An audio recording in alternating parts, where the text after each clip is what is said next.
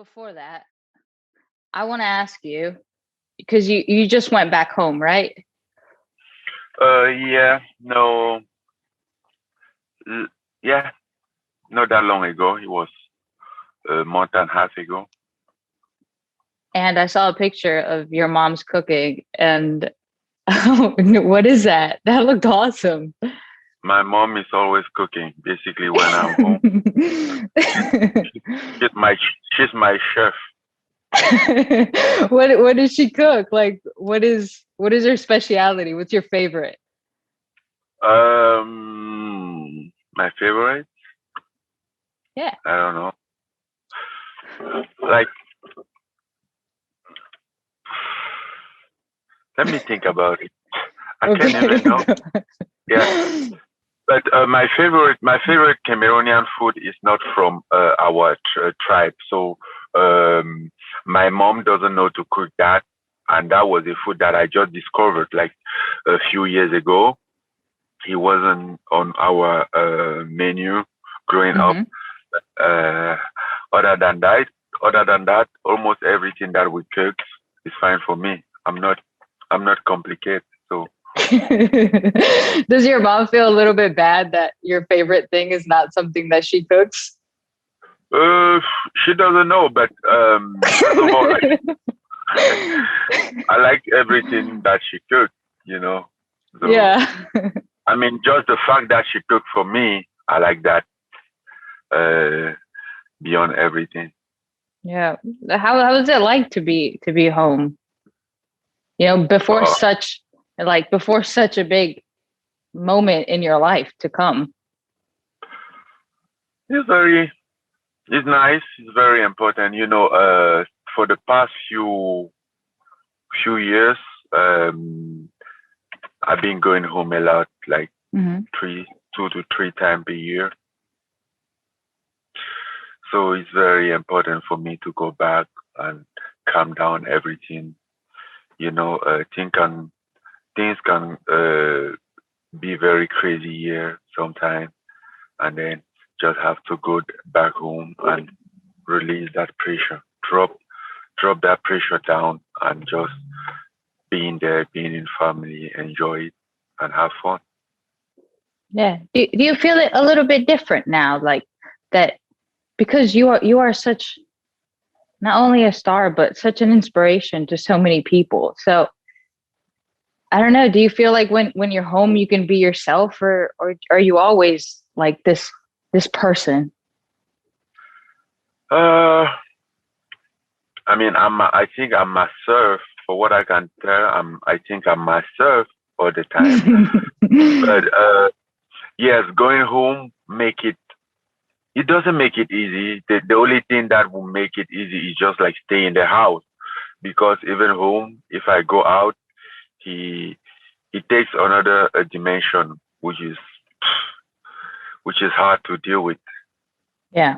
Yeah, I can imagine. Does does Vegas feel like home now? A little bit. Vegas is my other home. I've been Yeah. in Vegas over 3 years. Remember, you met me in Vegas and you didn't see. Yeah. So how do you feel it's like just because well you lived in Paris as well, right? Yeah, Paris and you have Vegas and almost now the same amount of time in Vegas as you were in France, which was 4 uh, years. yeah, almost. So how is it like to adapt to such different situations, like such different lifestyle? Because Vegas is, I don't think Vegas really represents what the rest of America is like. Everything is so extreme. Mm. Nothing is so extreme. I mean, that's just on your mind. You've been here, you see how the lifestyle here can be. You can be just have your house in the residential area and live a normal life as everyone everywhere else in the world. You know, because people always have this picture of Vegas, which is the strip, the hotel, the casino, and all those things. But Vegas is way more beyond that. Beyond that, Vegas is a warm and beautiful place to live, like a residential area outside the street. Everything is great. People who live in Vegas, they don't really, they are disconnected from the other part of the Vegas, who is the most famous one, Hmm. strip, casino, and everything. People can live here for months and months without going to the strip. That's another life. That's just for tourists, you know. But once again, other than that, everything around is just normal as everywhere. Family home, you have neighbor. I have neighbors around my house. We say hi every morning, every time that we met. Uh, Hmm. they give me cookie for sometime, you know, just like everywhere. So I don't think there is a difference of living in Vegas as long as you know where you want and what you're looking for. You can be very focused and take every other things out of your mind. Yeah, yeah, for sure. Well, what's your favorite place to go in Vegas to relax and get everything out of your mind? The mountain. I like to go to the mountain, to the Red Rock. Mm, I like to go to the Lake Mead, but Hmm. it's, it's so cold now, so it's not. I'm not gonna going anywhere close to Lake Mead now. the, the water is freezing. Yeah, down. it's it's strange. It was so strange to me when just the fact that Vegas got cold because I just thought Vegas is desert all the time, always like hot. So when I saw snow in Mount Charleston, right? Yeah, I was like, what? No, Mount Charleston is a little bit like upper. It's in the mountain, and he snow in Mount Charleston all the time. Mm, But down here is a little bit different. We can count how many times we see snow. Like since I've been here in Vegas for almost 3 years, I saw snow for 2 times. I only saw it in the mountain, like way up there. Have you ever done anything like skiing there or something? No, never.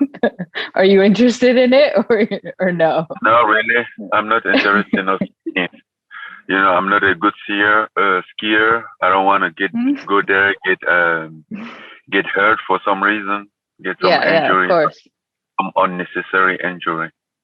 Yeah, of course. Okay, so I'll talk a little bit about your training if you don't mind.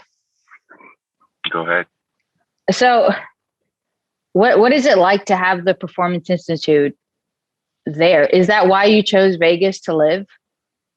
It's a part of the reason because moving here, I didn't know anybody or nothing here, so I Mhm. wanted a place that you know that can be my everyday life can be easy. So just to take that weight of thinking of a place to train, uh, that by having the performance institute there was very important factor.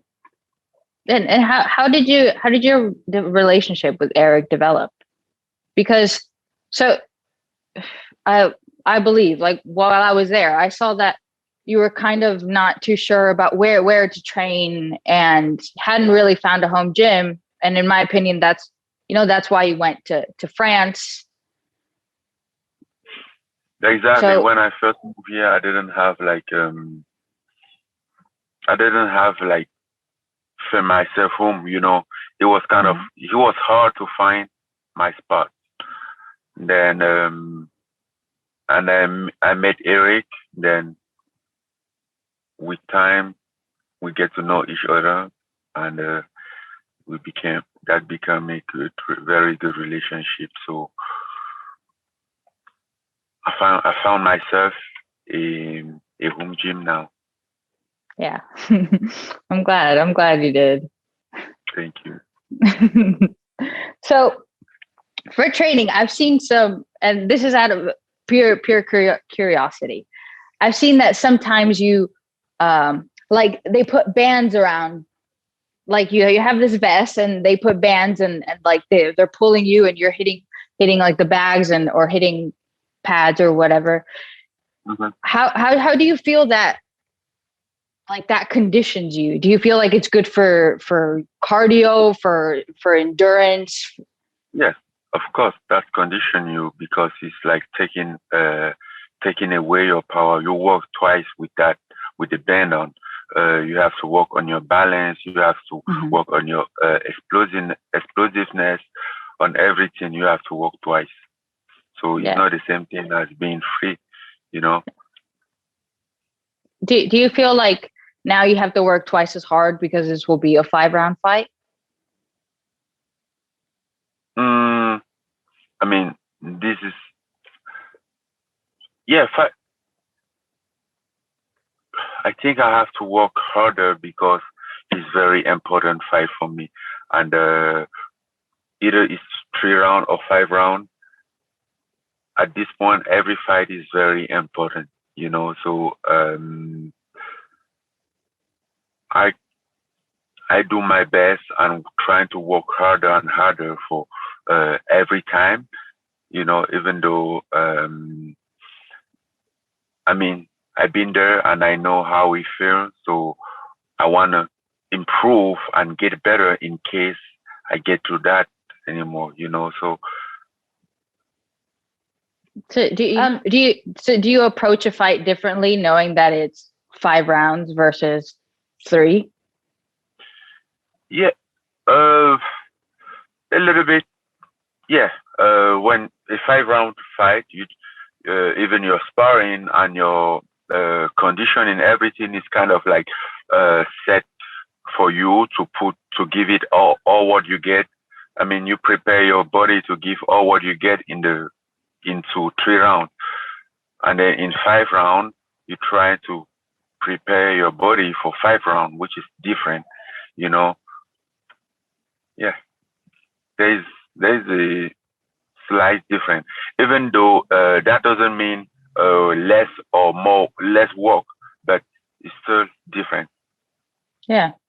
Do you feel like you've been able to, because obviously you fought him before, right? You've learned a lot from the fight, as you would in any fight, to be honest. So from what you learned from that fight, do you feel like you've been able to implement it to your training? Yeah, absolutely. I mean, even when you don't fight somebody, you're trying to like watch his tape to find a way to find a different approach of the fight to set up a game plan. But in this particular case that I have fought him already, so other than watch a tape, I can relate on the memory of the last fight that we had, and yes, to implement it in my training. Yeah. What do you feel like it's the most important thing for you to implement? It's for me. Okay, I'll change the question then. What is for you? Does mental training matter more than like physical? Do you find a way to train your mind as much as you do physically? I feel like you don't even have to at this point. You've gone through so much. Oh, now I can't hear you. So, do you train your mind? Like, do you train like your mind to go to the octagon? Do you visualize? Do you do any of that? Or do you feel like, oh, if I'm ready, I'll be ready for the fight? You have to be ready first, in case, because you can train your mind, you can imagine or envision everything, but you have to be trained in case things change. Because I mean, you've been in this sport, you've been there as well, so you know exactly how he used to fight. Like the adjustment sometimes has to be like uh, instantly, so you Yeah. don't, and things, there's just too much probability in a fight that what you think might not just even happen. So you have to adjust and fit into whatever is coming your way. Yeah. And well, this is about Usman, right? Because I know how much you guys have a great bond. I've seen that you go and support him, and it's the same vice versa. So how did you see that fight? Uh, well, I mean, I didn't expect Usman to finish as early as he did, but I kind of like, first of all, I trust Usman, and I think every time that he fight, even though I know his opponent is not easy, um, I always believe that he can beat everyone, you know. Um, so this fight happened. This fight was even better than what I think, because I knew that Gilbert is not that easy, and he's a very dangerous jiu-jitsu black belt, and Usman is a wrestler, good at taking down. But the thing is, there were a huge risk here of taking Gilbert down, Yeah. because Gilbert is very comfortable down and very dangerous. So he was like taking out the best weapon of Usman, but he still proved, like, with his striking, that he did it. And yeah. Do you watch the fights usually, or only if it's somebody that you know? Mhm. Do you watch like all the UFC events, or No, no, only? No, not all the no, fights. no other fight. I watch some fights. Even in one event, I can sit down from I don't know, from 4 a.m. to 7 to 10 p.m. watching, Yeah. to 4 p.m. From 4 p.m. to 7 p.m. watching a fight. I can't do that. So Well, did you watch the heavyweights fighting? Because a lot of heavyweights have been fighting. sometimes it depends on who is fighting. Like yesterday, Derek with Curtis Blade, I watched that fight. But most of the time, there's a lot of heavyweight fight, and if I'm not interested, or if I don't know the Yeah. guy, Yeah. yeah, I look up Were for you who can beat surprised? him up. Go ahead. Were you surprised by last night's main event? Oh yeah, I was surprised. I didn't expect that to go that way. I don't think anybody did. That was Yeah, bad. yeah. Well, I read somewhere they say, like, this is like one of the biggest, not like a upset. upsets. No. Yeah, kind of like a upset in the heavyweight division, because everybody knew that Kurt is gonna win the fight. Yeah. Yeah. Well, like in my opinion, he was kind of winning the first round. Not kind He of. was winning. Like he was winning. He was winning. He was fighting well until he did this takedown without setting things up, without mixing it up. And he's usually good at mixing up. You know, he doesn't go straight to the leg like this. He mixes things up, and for some reason, like, he telegraphed this one. Like, Yeah. when you see the action, it's kind of like telegraphing, and Lewis telegraph is uppercut too, but since the takedown was already going. Yeah, it was already going. Yeah, so he couldn't stop it. He just fell into it. Yeah, I saw it too, and I thought it was weird because he kind of went like down and like dipped his head before he was low, if that makes sense. Like it was Yeah, uncharacteristic of him. yeah. It's very weird from a guy like him, very strategic guy like him to come out with a a takedown like that will cost him a lot. Yeah. Well, do you because obviously, John Jones is coming and Dana White said that you'll face him next. Do you think about that fight? Or are you only thinking about the current one? I have a fight ahead. I have a fight in March 27. That the fight that I have, and there will always be something that they will be saying, and you have to know where is your focus. There's Yeah. always a song about something somewhere. True. Have you looked more into going into boxing? That's a probability, but as for now, I'm focused on what I have ahead, and then after this, I would think about the next step. I don't want to be all over, Yeah. losing my focus. So how do you have, because okay, I heard about the movie, right? And obviously, and you met Mike Tyson, which I'll ask you about that soon. You seem to have all these things going on. How do you stay focused on what it is? Do you assign people things, or How do I do what? how do you stay focused? For example, now that you have a fight with everything else, how do you like streamline your attention? Because I just have a fight. I'm not doing anything else right now, and all those things has been taking place over time. So it's not like he was all together, you know. And Yeah.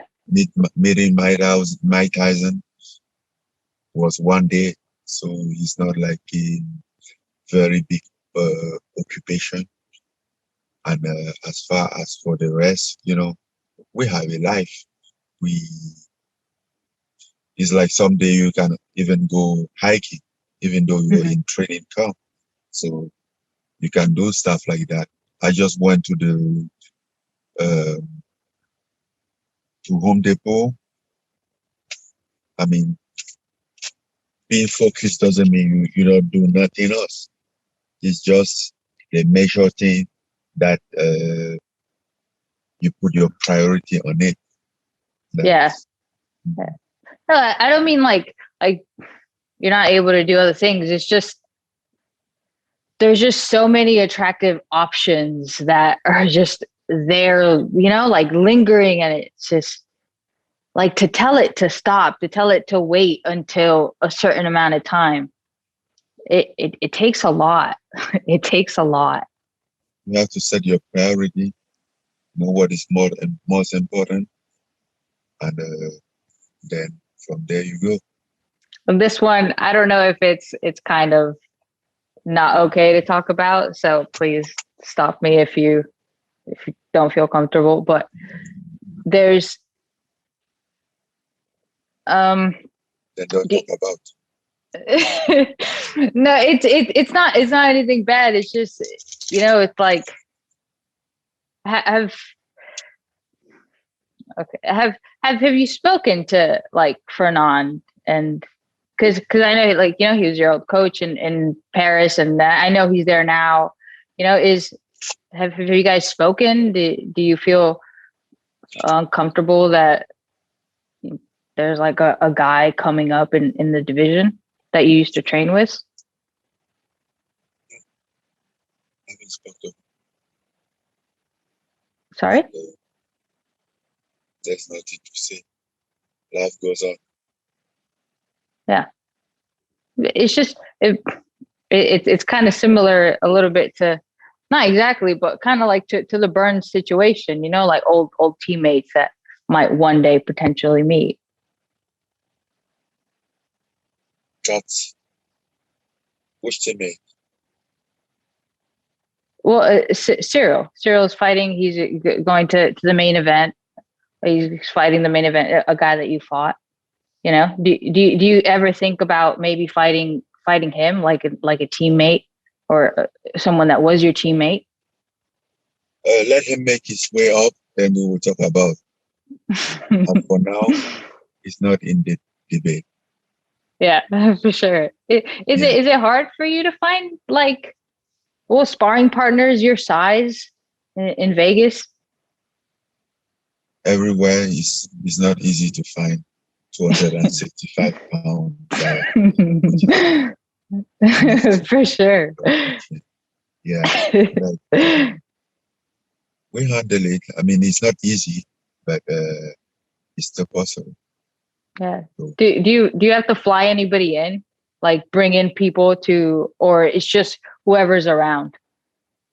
Sometimes you can fly somebody in case you don't have in case you see somebody like now I have a guy which is a ACA champion, Tony Johnson. He came here. He flew here for her for training. Heavyweight who are skilled, there are not that many. So, but we still have some good one here. I have some good sparring partner around, which is good.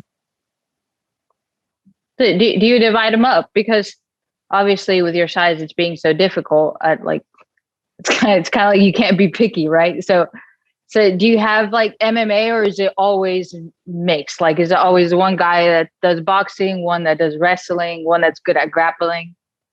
I have MMA guys, few MMA guys at the gym. Yeah. Do you train with Eric a lot? Like as an MMA partner as well as a coach? As a partner? Yeah, like as a training partner. No. Oh, strict coach. As a coach. Yeah. Yeah. And and last question about Mike Tyson. Did how must that have felt? A lot of people don't get to meet, someone that they saw on TV and was who they aspired to be. So how was it like for him? And it just felt like he just wanted to throw all his knowledge into you, and he's just kind of so happy to see you. I think it's his energy. He's kind of like happy, especially like when he come to a common when they talk about boxing, Mike Tyson just get emotional. He's a boxing lover, and potentially like a guy like me, growing up being a huge Mike Tyson fan, you just want to do like him to have his knowledge. So yeah, get very interested about that, but more excited. Yeah. Do you still watch any of his tapes? Like to get you motivated? To get me motivated? I mean, since I have almost watched all of them, so now, no, but yeah. Is there anybody new that you watch now? No, I don't watch fight too much. I can watch like some live fights, but yeah. I don't go on YouTube and like put whole fight and watch. No, anymore. So if you're having like a day that you don't want to train and you just like, oh, I can't be bothered. There's nothing that you watch that you gets you pumped up. I don't need to watch something to get pumped up. I just watch my movies. Well, what movies do you watch? As long as I have my Netflix, I'm good. Do you watch like series and stuff, or only movies? Uh, maybe some TV show sometime and movies. Yeah, So, like I Family I Guy watch those TV all the time. shows? Huh? Like Family Guy? Everyone, I watch everything. You know, TV shows is kind of like a chocolate. Like you never know what is exactly into it until you open. Very nice. Very nice. And what's the most kind of expensive thing that you bought? Like, is it like an awesome drone toy or Well, I don't think a drone toy can be that expensive. I don't know, they're pretty expensive. Huh? You don't think so? You don't think they're expensive? They're like, yeah. I mean, not if you compare it to like a car or something like that. I mean, Yeah, as exactly. like, That's what I'm saying. well, yeah, but cars don't count. Car and house and stuff like that, it doesn't count. I'm talking about like a toy. No, I mean,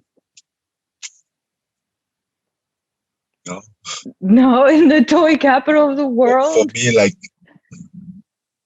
no, I don't have that. Like,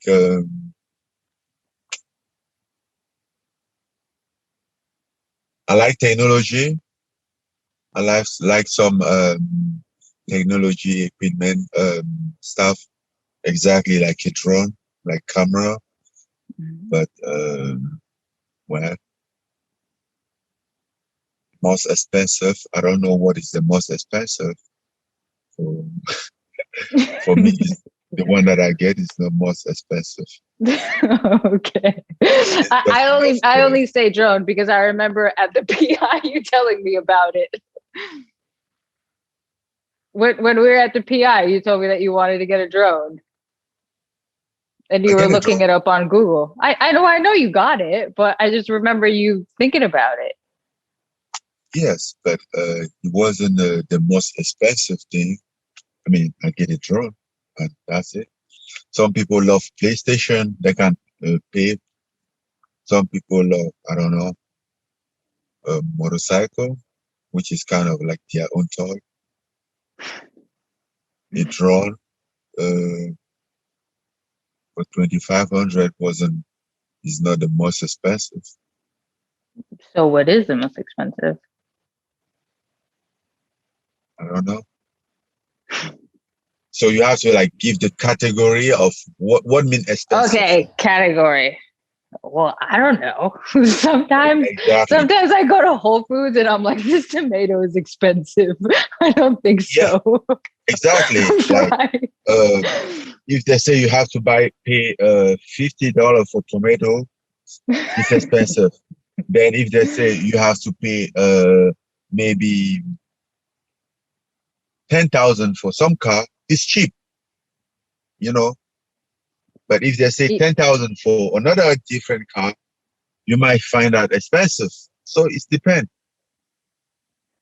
Yeah, true. I think for me, just Whole Foods in general is expensive. Just anything with those organic tomatoes, I'm like, I'm not having it. All right. Well, it was an absolute pleasure to talk to you again. And hopefully, I'll get to speak to you after you win the belt. Okay. Nice talking to you too, baby. You too. I wish you all the luck. Thank you. You too. Bye bye. Bye bye.